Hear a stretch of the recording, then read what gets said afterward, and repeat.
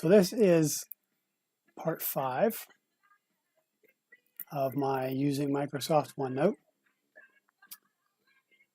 I think in this section we're going to go over the draw feature in OneNote, but I do want to share with you a little bit more about sharing before we get any farther into this lesson. I believe I mentioned earlier in one of the other lessons that in order to share a notebook, it has to be saved on your OneDrive or on a SharePoint. Well, I don't have access to SharePoint from here, but I can get into my OneDrive. So the easiest way to do this, rather than fiddling with where you want to save a notebook to using the desktop version, it's easier just to go ahead and open up the Windows 10 or the online version of OneNote. Then when you come over here to the notebook pane and you click the drop down, and we have an add notebook button down here at the bottom. We're going to click that, and I'm going to name this shared example shared notebook. That way I know that it's, a test version. Now, since I have two different OneDrive accounts, one for me personally and one for me as a student at CTC, I'll make sure that my personal account is selected here, and then I click Create Notebook. And it's creating this notebook online in my OneDrive, and I'll just show you that here real quick.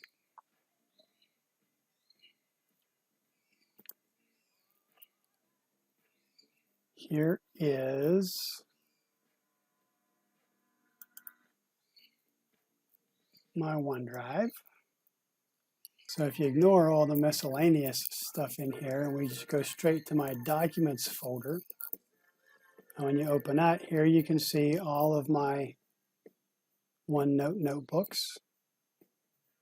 Some old, some new, some that I still use, some that I just keep hanging around because there's stuff in there that I need as reference. But here you'll see my example shared notebook. So it does create that online.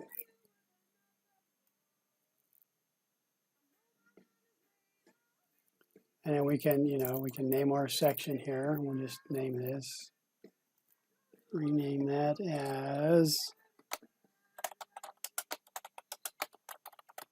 how to share. We'll give it a page title over here, instructions, and we'll just put some instructions over here, create on or in OneNote, Windows 10 /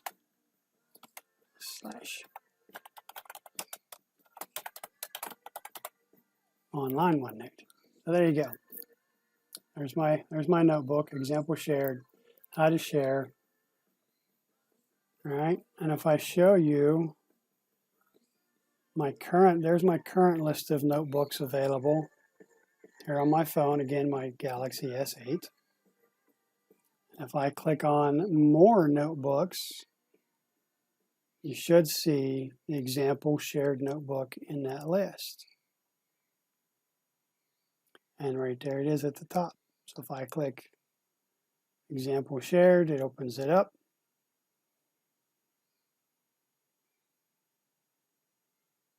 Tap on it to open it. And there you can see my how to share section. And if I tap on that, there's my instruction page. Hopefully you can see all this. If I tap on instructions, and it opens the page. There you can see the page and the title. But because I added the text farther over in the page, if If I just slide on over there, you can see the instructions that I added. So created on my computer in OneNote Online or OneNote for Windows 10. I didn't even have to share, but because I have access to that same account on my phone, it's automatically right there. Same thing would be here on my Nook. I'll just back up a little bit,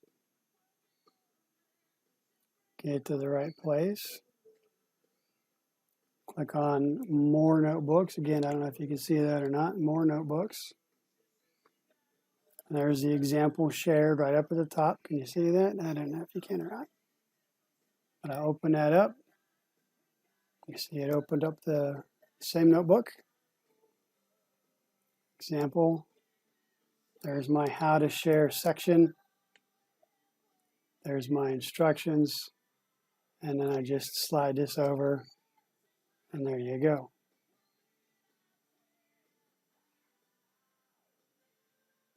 All right there. So, wonderful, wonderful aspect of this is the ability to share. All right, so for the draw,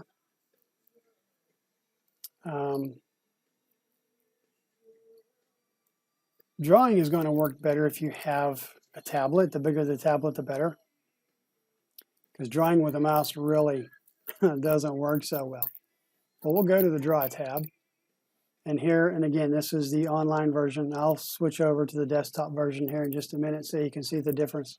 And then I'll work mostly from there. But here you can see, you know, you have a selection of pens, pencils, markers, highlighters, so on and so forth.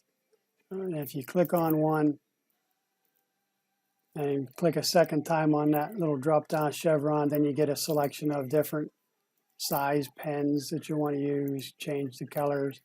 There's even this one here is like a starlight kind of pen, so that when you draw, it makes a starry background. Ooh, how fancy is that?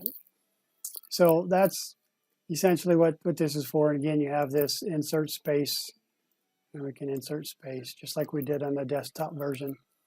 You can add shapes. You have standard shapes, you know, the basic stuff. There's a rectangle. If you hold down the Shift key while creating a rectangle, it makes a perfect square.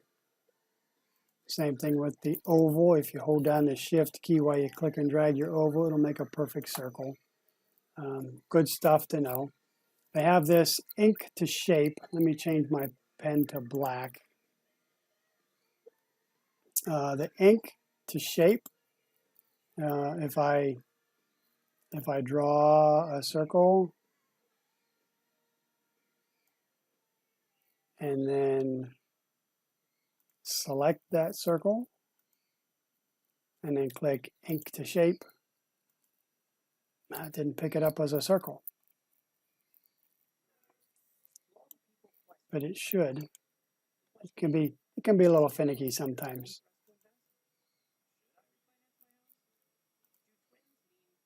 Let's try that again. Circle. No, still didn't do it. Oh, there it went. Picked it up that time. So you select ink to shape. Got your pen going. I'll do a triangle. There you go. Switch it to a triangle. Fun. We also have an option called ink to text. So if I start writing some text, and again, I'm going to use the black pen. And if I do something like, I know this works 9 times out of 10. Oops, let me turn that off.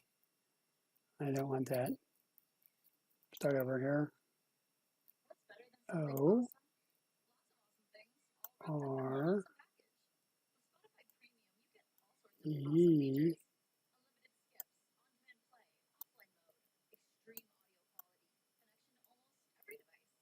O And then if I select that using my select tool here, and then click ink to text, and there you'll see it changes my handwriting to typed style of text. Kind of handy, kind of handy. You also have on a touch screen, I didn't see it on my Kindle because it's got a pretty small screen, but here on my laptop, because it's a touch screen laptop, if I click the ruler, then I get a ruler. So if I wanted to make some straight lines, I just come up here, get my pen, click and drag, and there's my straight lines down either side. To move it, I put 2 fingers on my monitor, and I can rotate it to 45 degrees the other direction and draw some lines this way. Or I can use 1 finger to move it around, change the angle, use 1 finger to move it, and then draw my next line. So the ruler is kind of nice if you're doing, drawings that require a ruler. And they're pretty easy to do with the mouse or a trackball. But these work better if you have, and I don't want to promote any product, but Apple has a real nice addition to their iPads, and that's a stylus. It's an electronic pen, really. And with those, you can really do a lot. And then I showed you the math button last section. So now I'm going to switch over to my desktop version. I'll just bring it over from my other screen. We'll go to the Draw tab, and you'll see that it's fairly similar. You've got the Type button, which I used here in the online version when I wanted to switch from, say, shape to something where I want to click and drag, or if I wanted to select this text, I have to switch back to my cursor, and that's what this button does. And it's the same thing here on the desktop version. It's the first button. They call it Type because that's what you would use to type. There's an eraser tool. The eraser tool only works on drawn objects. You can't erase things that you type with the eraser. It's only for drawn objects. So if I pick a nice dark pen and I bring my pointer down, it's kind of hard to see my pointer because it's really little. Maybe I should make it red. And bring it down here. There you go. And then if I draw, now I can use my eraser to come in here and erase whatever's needed. Or if I want to erase the entire object, then you want to go with the stroke eraser, and that'll erase entire lines. So yeah, again, a good variety of pens, markers, highlighters, right? These are highlighters. You can highlight stuff that you have up here. There's even more if you click the More button down here. Just a ton of different things.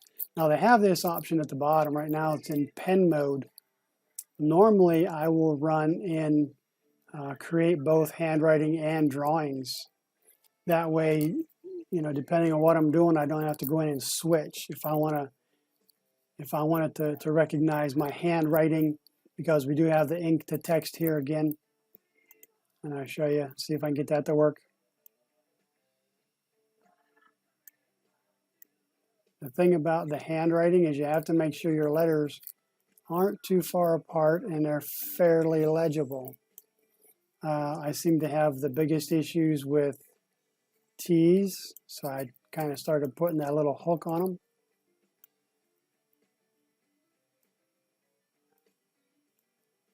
And then I'll select that. Again, it's, if you're out somewhere and you're doing handwriting and then you come back and you decide you want to switch it to text. Now see, it's not recognizing this as text.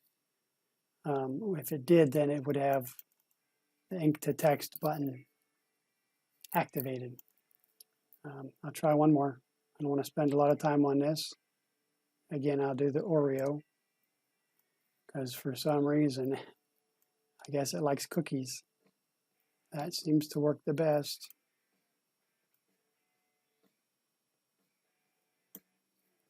And I'll come back in here and I will select that. Oops, missed part of it. There we go. And then ink the text, and there, see it changed it to the type text. So I'm not sure why it doesn't recognize the name. But that's, that's a chance you take when you draw and try and write with a mouse. So moving along, you also have the option to change the color and the thickness of your pens as you go along. So if I pick this red pen, but I want it to be a thicker red pen, I can go into colors, colors and thickness, and I can change the size of that pen. So now it's a great big pen. Okay. Your shapes, you have a few more shapes here than you did in the other drawing.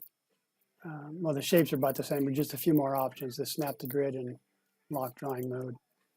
Again, insert space can be used to insert space. If I select something, my lasso tool, I can use the delete button to delete the things that I select. If you have multiple things on top of things, if I highlight this, you'll see that the highlighter is over top of the red. But if I use my selector and I select the circle, I can use the arrange and send it or bring it forward. Let me bring the front. There, now you can't see the highlighter on top of it anymore. So that's what the arrange is for, to move things forward and backwards in the appearance of what's going on. This would come in handy if you inserted maybe multiple pictures. Let me throw in a couple pictures here real quick. I'll just pick this one and this one to insert. So here I have two pictures. And if I wanted to put this picture on top of this one so that only half of it showed up, then with this one selected, I would go to the Draw tab, click on Arrange, and Send to Back. Same thing with this. If I decide, oh, well, no, I want the whole thing, I want this whole picture to be displayed, then I would select this one. And you know it's selected when you have these sizing handles around the outside. There's one on each corner and one on each edge.